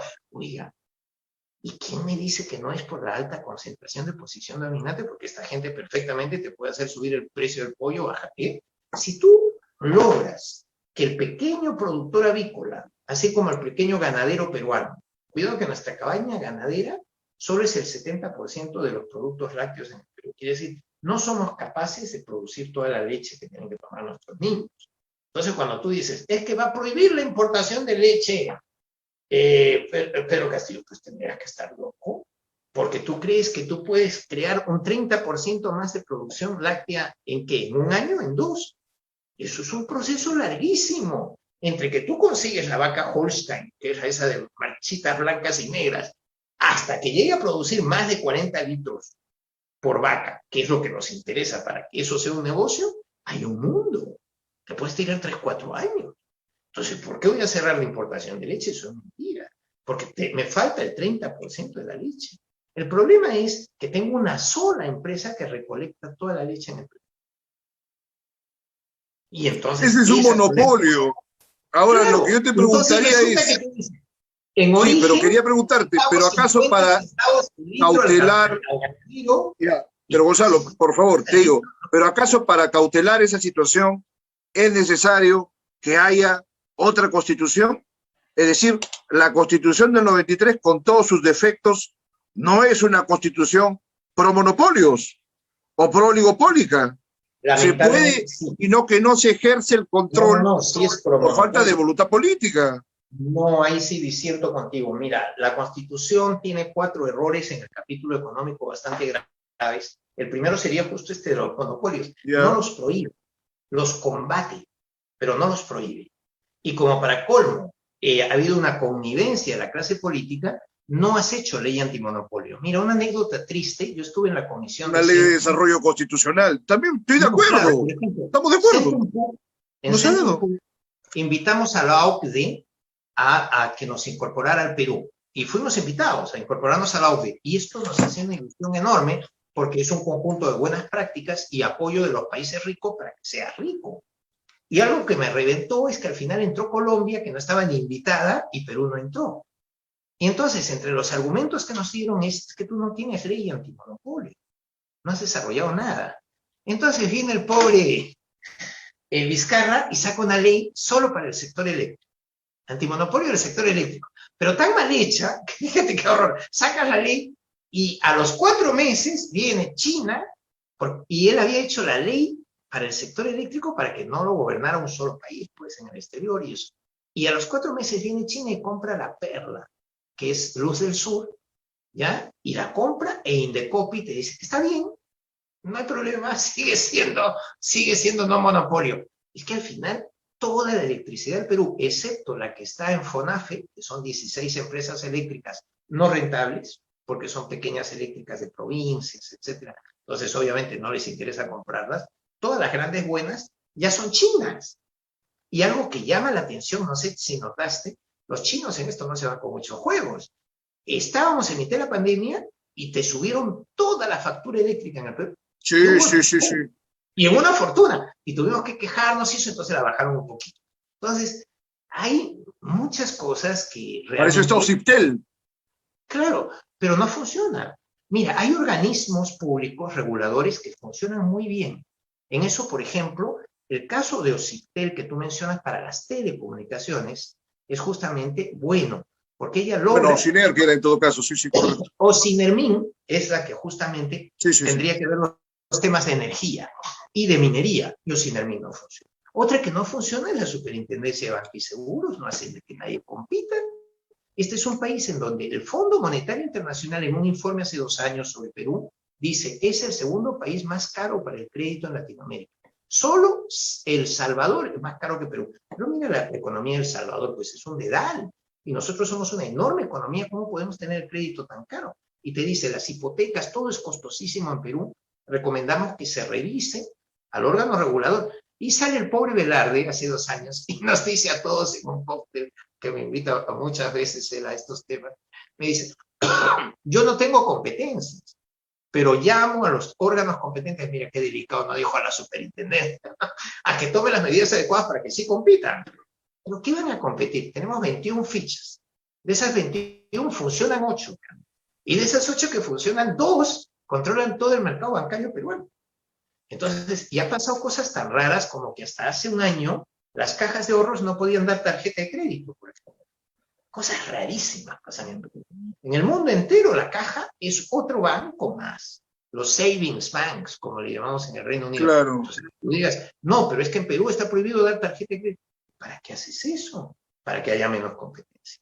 Entonces, algo que es fundamental es que estas cosas con el tiempo al menos, y un gobierno serio que realmente se comprometa con el país, cambien, pero no porque lo vas a estatizar, te vas a quedar con la empresa, va a ser pública, no, sino porque permitas cambios. ¿Y qué tiene la Constitución? Y con esto sí ya concluimos. Mira, la Constitución tiene varias cláusulas que no me gustan por sentido común. Por ejemplo, los contratos ley. Mira, Yo sé que tú quieres apoyar la inversión extranjera directa, yo también, todos, ¿ya? Por ejemplo, Vietnam, hace 14 años y medio era un país con el 52% de pobres. Ha recibido, por ser socialismo de mercado, se abrió al mundo y ha recibido 351 mil millones de dólares de inversión. ¿Y ahora cuántos pobres tiene? Un 7%. Y es socialista, pero socialista de mercado, como China, que se abre el mercado y compite. Entonces, claro, tú dices, ¿qué es el contrato ley? El contrato ley es que la Constitución te reconoce, la Constitución, que el funcionario puede firmar contratos que si logra que se aprueben como ley, ya son inamovibles. Nadie los puede cambiar jamás, ni siquiera con otra ley. Ya, esto es bueno por estabilidad tributaria, etcétera. Está Sí, bien. claro. Fue un exceso del Congreso de Washington en ese momento. ¿Por qué es un exceso? Somos el único en Sudamérica que hace eso. Ni Paraguay te lo hace. ¿Y cuál es la realidad? Si el funcionario es corrupto, no hablo de PPK, pero suena eso, por ejemplo, te doy un lote de gas a México y te hago pagar 50 centavos durante 40 años a precio estable, cuando está a 8, a 8 dólares esa misma cantidad de gas. Entonces, ya perjudica al país. Y dices, no, pero lo debo cambiar. No, porque es un contrato libre. Y no lo puede cambiar porque la Constitución dice que no se puede cambiar. Oiga, entonces un funcionario puede llegar a estar por encima de la ley. Eso no es bueno para el país, ¿no? Y que baje Dios y lo vea. A mí me lo puedes contar de todas las formas. Yo estoy en contra de los contratos leyes, que no quiere decir que yo no te pueda hacer acuerdos legales a 40 años de estabilidad tributaria, por ejemplo. Es que el problema, y lo sabemos ambos, es que cuando ya, ponte que el contrato ley ha sido dado por un corruptazo, totalmente corrupto, digamos que es un contrato, pero eso, espera, es un contrato que estaría viciado porque podría ser nulo, dado que no se ha dado dentro de los parámetros de la buena fe y todo lo demás. Si no se demuestra esa condición de la corrupción del funcionario y se procura la anulación o la nulidad, de todas maneras el Estado va a tener un compromiso indemnizatorio con la empresa si se incumple. Para colmo, la Constitución te dice que no lo puedes cambiar, porque eso ha sido un exceso de esos años, claro, es ni hablar, eso es un exceso. Otro ejemplo, ¿no? Las posiciones dominantes de mercado te dicen monopolio, hay que combatirlo, pero no te dicen prohibirlo. Y como no has hecho una ley antimonopolio, pues esto es la locura. Por ejemplo, un solo grupo bancario tiene el 78% de todas las ventas en farmacias. Y para colmo, con los medios de prensa pasa algo parecido. Gonzalo, hay que precisar que también los medios de la concertación tienen, creo que el 80% de todos los medios del Perú, ¿no? Medios periodísticos, para dos grupos empresariales. Tremendo oligopolio. Por eso también las tergiversaciones que hay en la prensa, salvo que ahora último muchos han querido vestir de santos, pero pero igual, una cosita previa, Gonzalo. Ya, estamos de acuerdo que esos artículos pueden ser puestos en discusión, pero digamos, solamente por esos artículos no se justifica que haya una nueva constitución. Bueno, ahí se pueden variar en 2 legislaturas, como está regulado, ¿no? Estoy cansado, y tú estás tomando café y yo no, hasta te puedo dar la razón. ¿En qué sentido? No, te comprometo para conversarlo en una ocasión posterior que sea más temprano. Los cambios constitucionales en el Perú han sido bastante traumáticos y malos. ¿Y por qué han sido traumáticos y malos? Porque en general se han hecho en periodos dictatoriales. Quiere decir, mira al pobre Aya de la Torre sacándote adelante una constitución en mitad de una dictadura militar. Entonces, eso no es bueno, porque el ámbito constitucional debe ser en democracia. Y con una terrible oposición de la izquierda, que no quería ni siquiera dejarlo que asuma la presidencia. Ahora, el anciano quiere en esa época. El propio Fujimori te combate a todo el mundo, te persigue a todo el mundo, te terruquea a todo el mundo, y en ese contexto te cierra el Congreso y convoca a la constituyente, pero una constituyente que estaba pues de lo más enferma. El año 95, esa elección constituyente tuvo un montón de irregularidades electorales que con el tiempo hay que demostrar que realmente perjudicaron el diálogo social que podría haber sido lógico para una constitución. Ahora, ¿qué es lo cierto? La primera constitución del Perú nunca se llevó a cabo. la constitución que aprobó Torretali, que la había redactado pues el solitario de Sayán, Sánchez ¿no? Carrión, claro. Exacto, Sánchez Carrión, José Faustino, y que era amigo de Bolívar. Llega Bolívar y dice, no, yo quiero una a mi medida. Me tienes que hacer presidente vitalicio con derecho a herencia. Oye, eso y una monarquía es lo mismo. Y entonces, y le hicieron su constitución a medida y fue un desastre para el Perú, porque él de paso nos destrozó el virreinato y cogió Tumbes, Jaime y Maynas y se lo regaló a su nueva Colombia, y después cogió y nos separó Bolivia, todo en su teoría por debilitar a los aristócratas peruanos, ¿no? Que era pues la aristocracia que se sentía muy cercana al rey de España aún. Y entonces nos perjudicó mucho Bolívar. Por eso yo entiendo cuando la gente me dice, ay, es que los peruanos son sanmartinianos, no son bolivarianos. Uy, que Simón Bolívar hizo tantas cosas raras en el Perú, destruirte el territorio, tasajearte, todos los problemas de frontera con el Ecuador son por el Tumbes, Jaén y Maynas, que ni a vainas. Nunca quisimos dejar eso. Él nos lo quitó y nosotros lo recuperamos. Y rápidamente, y ha habido guerras y guerras, también por el sur, el tema de Bolivia, todo muy complicado. Mira, por ejemplo, Santa Cruz, que intentó pues hacer esa unidad peruano-boliviana de nuevo. Pero si Bolivia siempre ha sido Alto Perú, mira, cada vez que yo voy a Bolivia me río con la gente, yo tengo muchos amigos bolivianos, y le digo, estoy muy contento de estar en el Alto Perú. Y ellos me contestan, ¿no? Y nosotros es que vengas de la Baja Bolivia. Te tienes que reír, ¿no? Pero, claro, es algo gracioso, pero que lamentablemente no tiene mayores fundamentos, pues. Creo que inclusive se han afectado, culturalmente le ha afectado a Bolivia de una manera terrible, ¿no? Se ve siempre con los escenarios en Puno por las danzas y todo lo demás, que llegan a querer disputarse la titularidad cuando eso ha sido compartido hasta hace ni 200 años, ¿no? Pero claro, sí, eso son un poco las cosas terribles del proceso histórico que ha sufrido el país. Una anécdota bonita es que el virreinato del Perú, cuando se inició, venía desde Panamá hasta Tierra del Fuego. Era todo. Sí. Con las Austrias estuvimos 100 y pico años en que toda Sudamérica era Perú, y su capital era Lima, y su puerto principal el Callao, el galeón de Manila, todo era Perú. Y entonces, claro, lo que te llama la atención es que llego a Panamá a comprar un banco panameño cuando yo era subdirector general del Banco Atlántico. Tenía que hacer el due diligence de un banco que se llamaba justamente Banco de Panamá, y que después le cambiamos el nombre y le pusimos Banco Iberoamericano, porque estaba de moda decir Iberoamericano en aquella época, ¿no? Y para que se notara que lo habíamos comprado. Pero antes de comprarlo, llego a Panamá y lo primero que me dicen es, le vamos a dar un plato panameño. Y yo llegaba con todos los españoles y varios árabes extranjeros que financiaban la operación, y digo, a ver, ¿cuál es el plato panameño? Y me traen un plato y yo veo un tamal. Y digo, ¿y esto es panameño? Sí, espere, que le abro las hojas para que vea lo que es. Y cuando lo saca, le digo, Dios mío, ¿esto es un tamal? Y entonces le digo al panameño, oye, ¿cómo se llama esto? Tamal. Entonces, claro, me tuve que reír porque digo, qué importante fue el Perú, que ha dejado, tú llegas a Ecuador y no saben hacer ceviche, pero le llaman ceviche. Y las empanadas. Quiere decir, toda la cocina virreinal queda en el recuerdo de media Latinoamérica como si fuera suyo, y realmente era del virreinato del Perú, ¿no? Entonces, nosotros tenemos ese orgullo, tenemos un país extraordinario.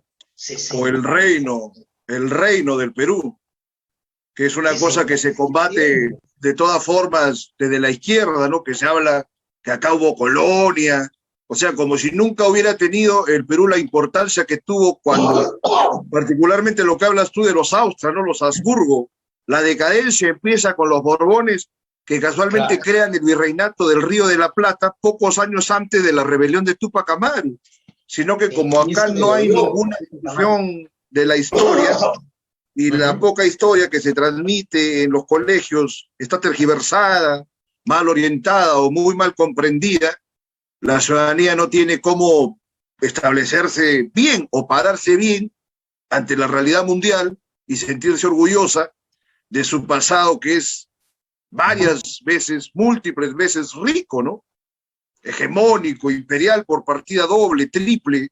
Hubo otros imperios aparte del incaico, ¿no? Mira, Gonzalo, vamos. Hablando, una cosa muy bonita en finanzas, el dólar norteamericano era 8 décimas de plata, y era así, grande. Y entonces los norteamericanos se lo copiaron del peso español, que en ese entonces no se llamaba, se llamaba 8 real, pero se acuñaba en Lima y en Potosí, que era Perú también. Y entonces teníamos dos casas de acuñación, la de Lima, que la pueden visitar porque sigue siendo el Museo de la Moneda, ¿no? Y ahí ves el auténtico, pues, 8 real o peso peruano. ¿Qué cosas tan paradójicas tiene la vida? Yo adoro esos temas de numismática y conseguí en España hacer una colección, pero de billetes, de billetes hiperinflacionarios. Tenía todos los billetes alemanes con sus sellos y este tipo de cosas y me fascinaba. Y en el banco pues me dejaban comprar eso para decorar mis paredes. Yo decoraba, ponía en marcos pues los billetes y no sé qué. Pero monedas nunca tuve, pero sí visité mucho e hice una historia financiera para Europa que me publicó la Caixa para los alumnos. Era muy bonita, era muy didáctica para los alumnos de bachillerato. Y entonces lo hicieron en gallego, en vasco, en catalán y en español. Y se llama De la Sala al Euro, una historia financiera de Europa para jóvenes, ¿no? Y es una obra que hice con mucho cariño durante mucho tiempo en 8 fascículos. Cada fascículo es la historia de Europa contada por la moneda predominante en ese época. Empieza con el electrón griego. Entonces, bien bonito, porque pese a ser un poquito así, tal vez erudito, al final, como lo haces divertido, lo haces para los jóvenes, el joven entiende la importancia de la letra de cambio, que se creó en Medina del Campo, Valladolid, o del pagaré, que se creó en Siena. Y entonces son cosas que no se hablan mucho, pero que son súper importantes. Las finanzas son súper importantes. Y entonces, ¿qué pasa? Que esa monedita, que fue el Imperio Español, era de Perú. Y nosotros la acuñábamos aquí en Lima o en Potosí. Y eso es lo que invadió el mundo, hasta generó inflación, ¿eh? En Holanda y en otros sitios, la riqueza que tenía España. Y entonces, lo espectacular es que después viene Estados Unidos y dice, queremos estabilidad monetaria, hay que copiarnos de la mejor moneda. ¿Y cuál es la mejor moneda? El peso, ¿no? Y porque tiene en su peso 8 décimas de plata. Y entonces el dólar norteamericano, el del origen, tú habrás visto en las películas, hay que morderlo para ver si se dobla, porque si tiene mucho cobre, se dobla. Y si tiene 8 décimos, no se dobla, pues, porque es pura plata. Bueno, la anécdota final es que toda Latinoamérica sigue llamando a sus monedas peso. El peso colombiano, el peso chileno, el peso argentino. ¿Y qué paradojas de la vida? Perú no. Perú le llamó el sol, después le llamó el INTI, cosas raras, ¿no? Porque te dices, qué pena, porque el inventor del peso fue Perú, con la casa de acuñación de Lima, pero obviamente ya es un poco tarde para cambiarle el nombre, ¿no? Hay paradojas. Por ejemplo, yo me acuerdo con Andrade estaba en España, Alberto, ¿no? Y decide que como ha visto que es Plaza Mayor y todas son plazas mayores, vuelve a Lima y como alcalde le llama a nuestra plaza de armas Plaza Mayor. Oye, con todos mis respetos, porque Alberto era encantador, un grave error histórico. Resulta que las ciudades virreinales son de 1500 en adelante. Y se usaba la cuadrícula italiana, era Renacimiento, el Rinascere. Entonces tú le llamabas Plaza de Armas, porque eran ciudades en cuadrícula que habías pensado para que todas las armas y las autoridades estuvieran en el centro para poder bloquear, ¿no? A ver, yo creo que ya se cortó.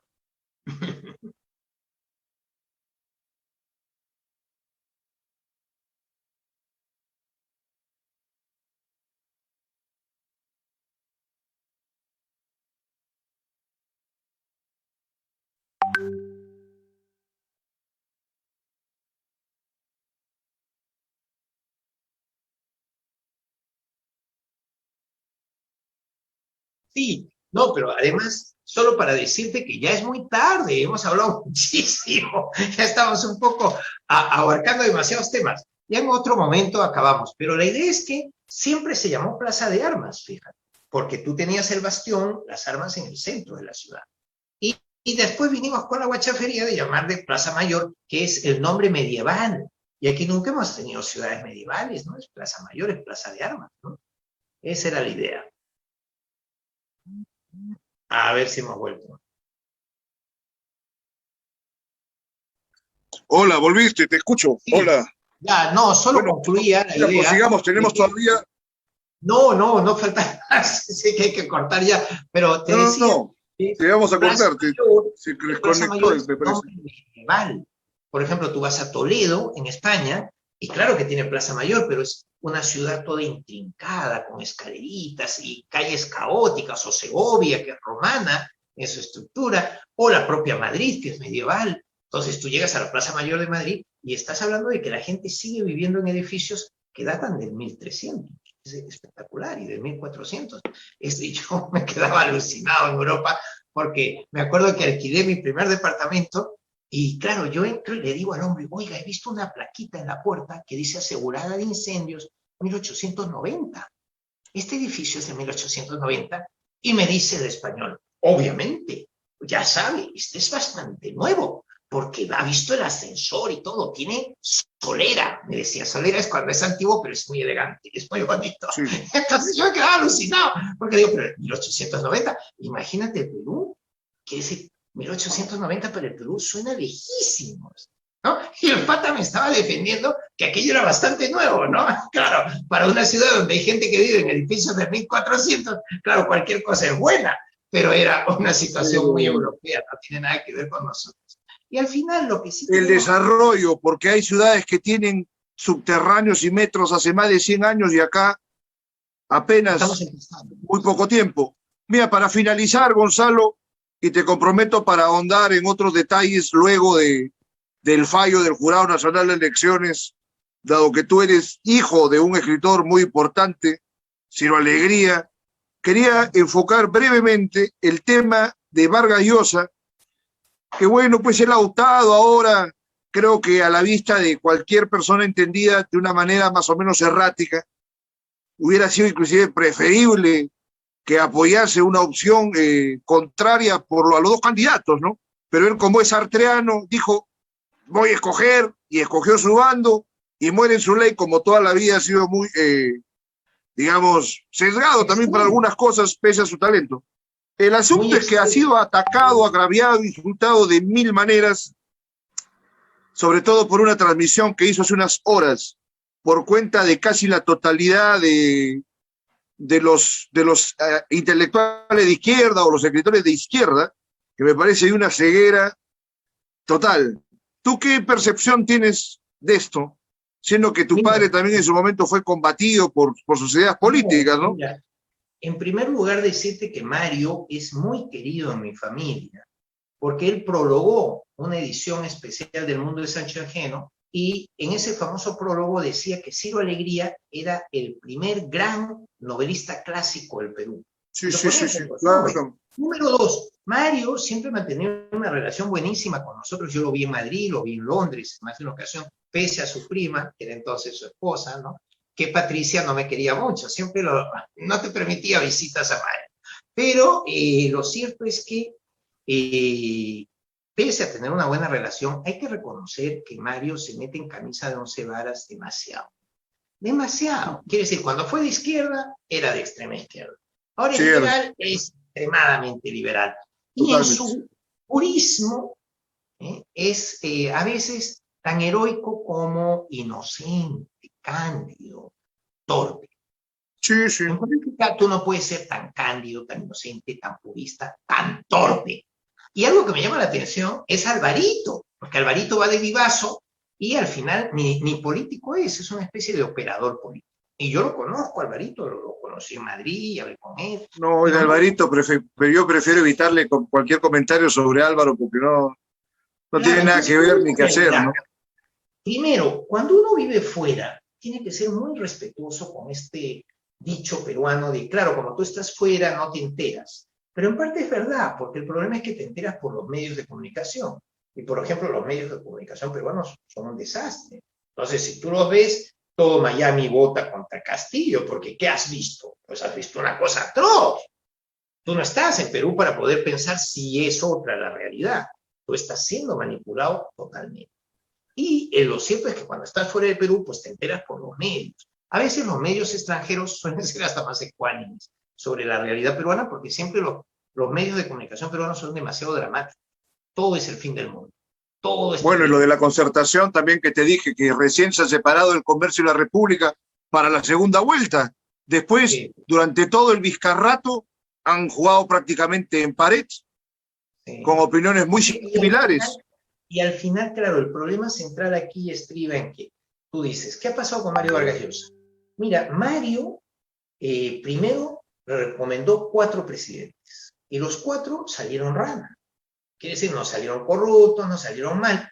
Y ahora viene y a la quinta comete el grave error político de decirte, por la que te he recomendado todo el tiempo que no votes, ahora tienes que votar también. Entonces, claro, ya es un delirio. Y dicen, pero señor, ¿y usted por qué me recomienda si usted la ha satanizado toda la vida a esta señora de corrupta, de mala? No, porque lo otro es peor porque es el comunismo. Entonces, claro, aquí tenemos un problema de fondo. El otro candidato al que tú realmente no conoces, ni te has molestado en hablar con él, ni en escuchar, ¿no? Y que has No, deducido que es pero comunista esa por el ideario percepción político, tiene algunos el ideario, fundamentos. el ideario. Entonces, toda la campaña del terruqueo se basa en el ideario y se basa en que si ha habido gente en Almohada de Fondo o si ha habido... No, no, no, no. También gente que es son prosendero, cuatro gente congresistas. que no ha podido escindir responsabilidades y que han sido complacientes. Te puedo decir, por ejemplo, el congresista Bellido, que hay un famoso video en que se le cuestiona exhaustivamente a ver qué cosa opina de Sendero, y a la periodista, no recuerdo ahora su nombre, pero sí recomiendo que se busque en internet, le dictaba cualquier tipo de larguezas, pero para no sentenciar ninguna posición clara sobre Sendero. Que por último hubiera dicho, bueno, es una izquierda revolucionaria, no sé, hasta excesiva lo hubiera dicho siquiera, ya no, no que terrorista, de su percepción, pero no lo hizo, Bellido, no lo dijo, lo quería identificar como si fuera cualquier peruano. Es que yo te acepto que hay gente en las Fuerzas Armadas y hay gente de derecha que ha terruqueado a medio mundo y que son capaces de terruquear inclusive a liberales porque no piensan bajo sus esquemas absolutamente parametrados y tal, pero también hay una oportunidad de señalar que hay gente que tiene por lo menos una complacencia con las izquierdas extremistas que en su momento han sido tildadas como terroristas, ¿no? Digamos, por ser ya lo más diplomático posible, sí, que no involucra a Castillo. Bermejo, ¿no? Recordar, se le ha abierto proceso judicial, el candidato ha dicho pues, que obre la justicia y si realmente tiene algo que ver con el terrorismo, que lo castigue. Entonces, ahí tienes un ejemplo claro de que el candidato ni es chavista ni es comunista. No, el candidato no, pero el movimiento. Pero el que va a gobernar es el candidato, no. Que ese es otro tema, pues que nos han llegado a poner es un tema amplio. En internet, ponían publicidad. Yo me acuerdo cuando estaba en el diario Gestión, que es un diario financiero y de economía, te salía una banda así publicitaria que decía, si votas por Castillo, va a gobernar Cerrón. Y te salía Cerrón presidente, así en un cartel. Sí. Entonces, esas cosas son Han feas. hablado hasta de sendero chavismo, de claro, cosas entonces, que son muy precisas, inexactas. Yo te puedo poner una banda que diga, si votas por Keiko, va a gobernar Alberto. Vamos a volver a la dictadura. No, pues sería feísimo, no tiene sentido. Esto es como cuando te dicen, como usted es socialista, esto va a ser como Venezuela. A ver, Venezuela es el 37º país más pobre del mundo. 37, puesto 37 en los pobres. Los otros 36, que están más pobres que Venezuela, y esto según la estadística del Fondo Monetario Internacional, se declaran neoliberales capitalistas. Entonces yo le podría decir a Keiko, entonces como tú eres neoliberal, estaremos como Burundi o como Malawi. No, pues es ridículo, porque nadie va a decir que vas a hacer un capitalismo para ser como Burundi o como Malawi. No entonces, son extrapolables tampoco la realidad. Tampoco me puedo basurear, así como hay los países nórdicos que son socialdemócratas, son socialistas democráticos, o países de socialismo de mercado como China, como Vietnam. Hay un montón de experiencias exitosas. Justo me busca la iniciativa ALBA, que es Nicaragua, Cuba, Venezuela, que lo han hecho mal, y me dice, vamos a estar igual que ellos. Bueno, eso sí soy tan torpe de repetir los errores del otro, ¿no? Eso es de sentido común. Pero ¿por qué no puedo hacer un socialismo de mercado como hace en China, que han salido 842 millones de la pobreza, o Vietnam, que en 14 años ha salido, y sin el apoyo de China? La gente cree que Vietnam es pro-China y están peleados por 4 islitas que tienen al frente de la costa. En eso sí no entiendo a los chinos. Son el segundo país con más territorio del mundo, el segundo país con más territorio del mundo, y te dice, tú tienes 3 islitas aquí en la costa de Vietnam que son mías. No, no te las quiero dar, y ya se pelearon, y se odian a muerte, y Vietnam ha tenido que firmar un convenio de mutua defensa con Estados Unidos. Que decir, ahí hay un polvorín. Pero igual el modelo sí es el mismo. ¿Ya? Tienen socialismo de mercado. Entonces, concluirles diciendo, no se me asusten, y el tema central está en que, bueno, cuando se llegue al poder, se demuestre que se va a hacer pues lo que dice Franke en el Citibank ante 1000 empresarios y lo que estamos todos intentando junto con Pedro Castillo, que es un hombre que ama mucho al Perú y que quiere hacer una izquierda, pero quiere hacer una izquierda dentro de un orden institucional. Entonces, no, nadie te va a robar tu casa.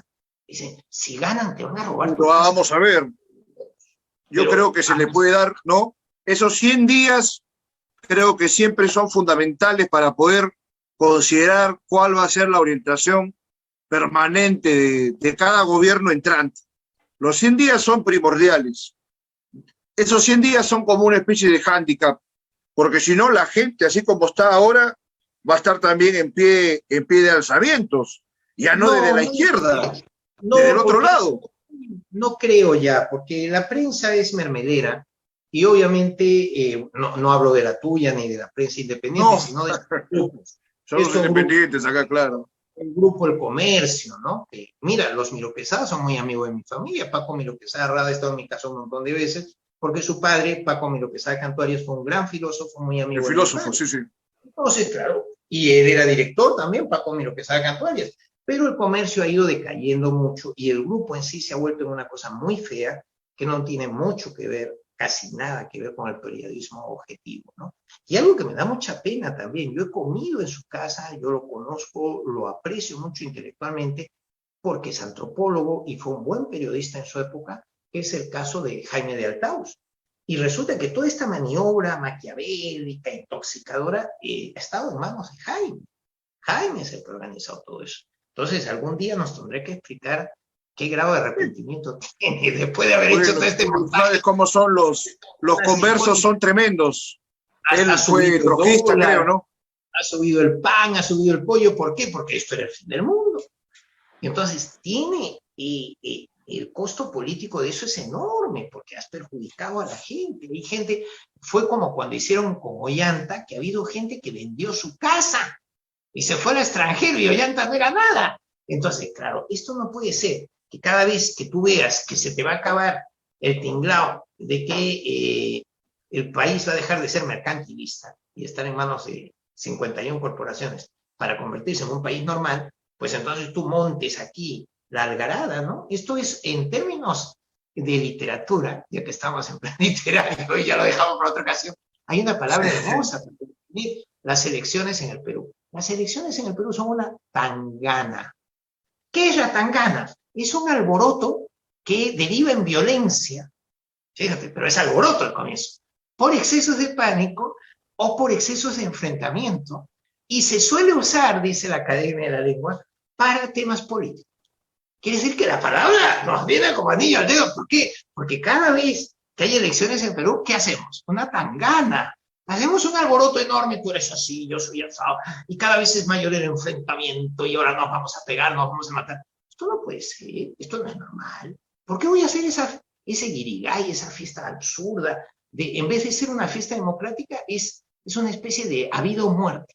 Cada vez que llegamos, ¿cuál es el mal menor? Si el SIDA, que si el cáncer, no, pero estos son ridiculeces, oiga, así no podemos seguir. Entonces yo creo que ojalá esta izquierda que va a subir sea una izquierda responsable, que haga las medidas necesarias para que el país funcione, que no se pase en ese sentido, y yo confío que será así, y podamos tener la oportunidad en un futuro tener gobiernos más sólidos, más estables.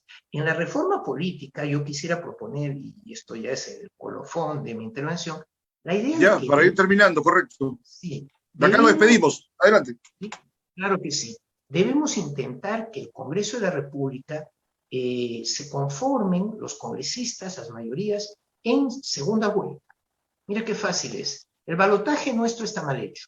El balotaje francés lo creó Charles de Gaulle para evitar que la izquierda gobernara Francia, porque la izquierda iba más unida y la derecha más desunida. Ya me parece bien, pero el balotaje francés te habla del 30%. Y aquí hablamos del 50% más uno. Entonces, aunque tuviera solo 3 partidos políticos, nadie ganaría en primera vuelta. Y como nunca es así, fíjate, la reforma tuesta ha sido hasta perjudicial. Se han presentado 18. Entonces, ¿cómo vas a ganar 50% más uno en primera vuelta? El sistema francés te dice, conforma gobierno el que tenga el 30% de los votos totales o en su defecto 30% más de votos que su inmediato seguidor. Claro, es el primer puesto. Tiene 30% más. Se presentaron 40 partidos, pero igual tiene 30% más. Entonces, en Francia, rara vez, si tienes balotaje, pasa segunda vuelta. Y en Perú, esa segunda vuelta todo el tiempo. Pero lo gracioso es que ya elegiste el Congreso. Entonces, siendo una república presidencialista donde el presidente es todopoderoso, es jefe de Estado y jefe de gobierno, hay que recordar que gracias a Vizcarra cuando le dice a un periodista de RPP, no, yo soy solo jefe de Estado, el jefe de gobierno es el premier. El pobre estaba más perdido que Marco buscando a su mamá. Él es jefe de Estado, jefe de gobierno. Entonces, y el premier es el que colabora con el presidente porque somos presidencialistas. Y entonces, este hombre todopoderoso resulta que no lo es, porque tenemos mal hecho el balotaje, y como te hemos elegido los congresistas en primera vuelta, muchas veces te sale gente como PPK en segunda vuelta por antifujimorismo o lo que tú te quieras inventar, pero no tiene gobernabilidad, no tiene los votos de la Cámara. Entonces es perverso el sistema. Una salida fácil, ya que no quieres cambiar el balotaje. Yo le contesto y me dice, no, no vamos a cambiar el balotaje.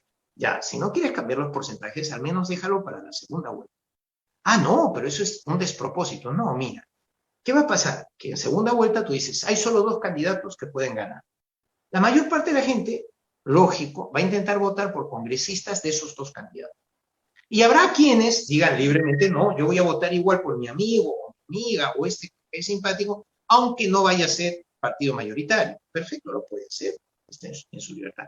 Pero ¿por qué haríamos esa trampa? Para generar grandes bloques y tender a un bipartidismo. Claro, porque al final te queda como vas a segunda vuelta y no, en ese momento votas Congreso, en segunda vuelta, pues ya está. Sí, te entiendo perfectamente y es atendible. Claro, que ha salido presidente en primera vuelta. El problema ahora es la falta de representatividad. Como hay tantos partidos, representan prácticamente a sus clientes políticos, más que otra cosa. No hay una representatividad concreta. Moraditos, 3, ni bancada tiene. De ahí te viene, Somos Perú, 5. Te viene Perú, Podemos Perú, 5. Todos son micropartidos. ¿Quiénes tienen mucho? Tiene Acuña, que tiene 15, Acción Popular, que tiene 16, y Keiko, que tiene 20 y tantos, 24 creo, y después están pues los de 30 y pico de Perú Libre. 37 creo de Perú Libre. Pero al final tú te pones a ver y dices, oiga, esto es un pequeño desastre. Aquí para llegar al 66 votos de la Cámara necesitas alianzas de 5 partidos. ¿Dónde ha visto eso? Quiere decir, en España, por ejemplo, cuando formas alianzas, dices, ya, ganó el PSOE, pero no tiene votos suficientes, ya, búscate minoría catalana, un partidito pequeño, que puede ser el Partido Nacionalista Vasco, y con eso ya he formado la mayoría. Pero acá no, acá para formar la mayoría tiene que ser Mandrake el Mago, porque tienen que ser 5 o 6 grupos, eso está muy difícil. Ojalá todo esto se solucione, y sobre todo agradecerte por tu tiempo, y a los No, te agradezco.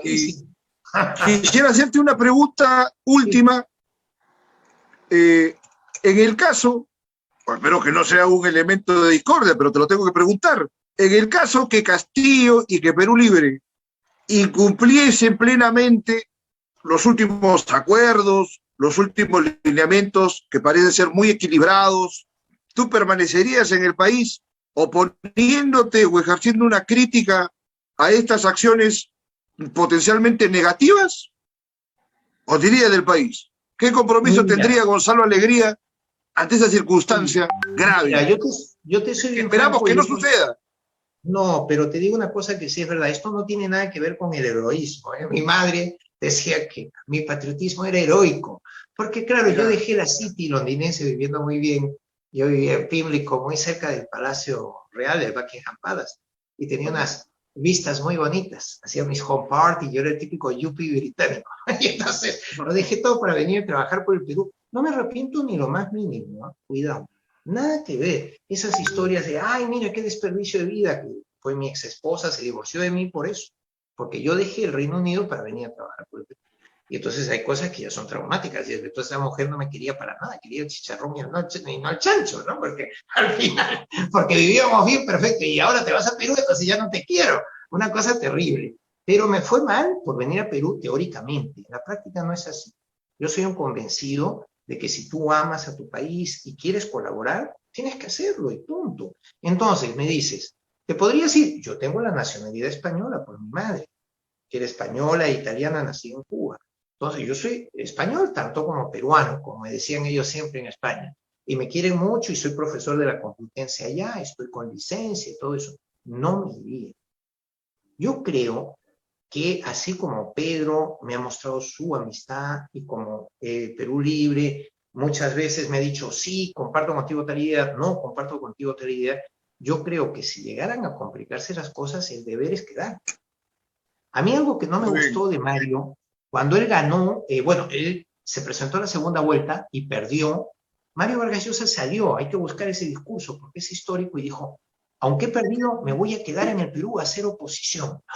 Yo estaba en Madrid Sí, y sí, sí, dijo, sí. ¡qué maravilla! ¡Qué maravilla! Y a los 2 días ya estaba viviendo en Roma. Hubiera Entonces sido dije, bueno, presidente en el es 95. oposición, es Claro. oposición Sí, en sí, sí, Roma. sí. Entonces, no, si tú quieres, Le ganó lo artístico, pues, claro. El si político quieres tiene que hacer quedarse y carrera, frentear, claro. Se exacto. Yo equivocó creo como que tantas veces.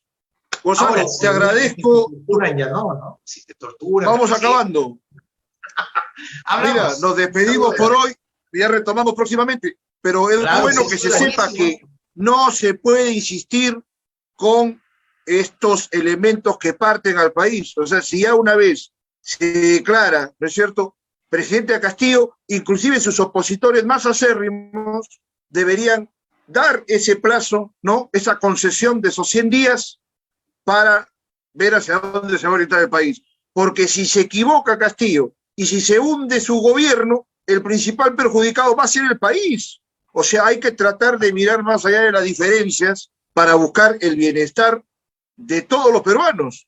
O sea que Claro, pero en su momento ojo que habría la que desearle crisis actual, éxito a Castillo y a su gestión. sí, Yo muchas creo que gracias. todo patriota debería orientarse por ese lado, ¿no?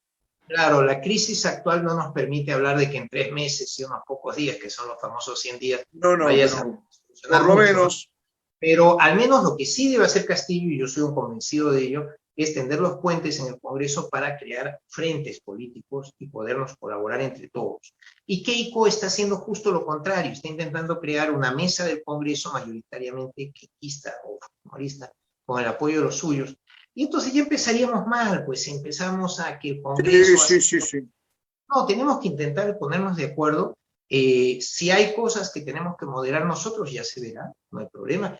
Pero piano, piano va lontano, como dicen los italianos. Despacio se llega lejos, ¿no? Y lo que Bueno, tenemos que hacer es esperemos que las hablar. cosas vayan bien.